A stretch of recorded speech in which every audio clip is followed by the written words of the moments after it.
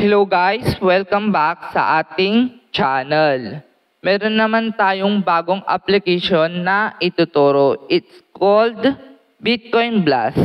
Dito, gagawin lang natin is pagkukonektan lang natin yung magkaparehas na icon. At kung gusto mong extra kita habang naglalaro ka na at nag-i-enjoy ka pa, panoorin mo tong video na to hanggang dulo.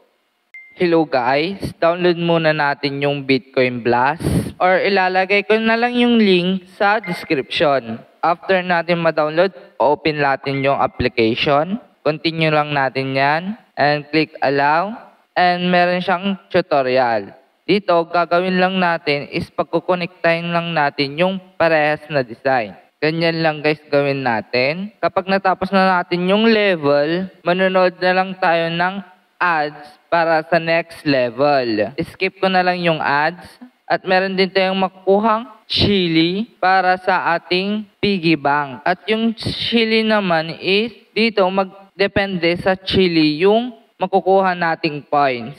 Click natin yung login and dito dalawang option lang dito sa pag-login. Meron siyang Google at Facebook. Sa akin, Google ko i-connect. And click natin yung icon and dito makikita natin yung profile natin. Meron siyang audio, effects, account, points, and referral. Click natin yung cash out and dito tatlong option lang yung pwede natin pag-cash out. Coinbase, Lightning, and PayPal.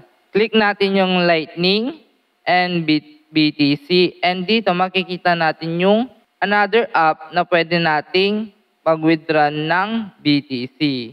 Meron siyang wallet of Satoshi, Ember, Blink, and another. Click natin yung Coinbase and dito may dalawang option, Bitcoin at Ethereum. So guys, try naman natin mag-withdraw. Sa akin, PayPal yung gagamitin ko and click USD.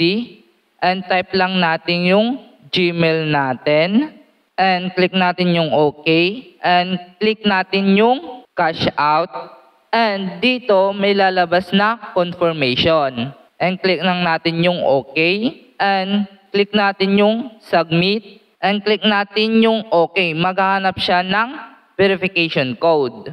Type lang natin yung verification code, click natin yung verify, yun, nakaka-cash out na tayo and dito wala pang 1 minute natanggap na natin yung na-cash out natin. Tignan natin sa PayPal account natin. At yun, natanggap na natin yung na-withdraw natin na 0.01 USD.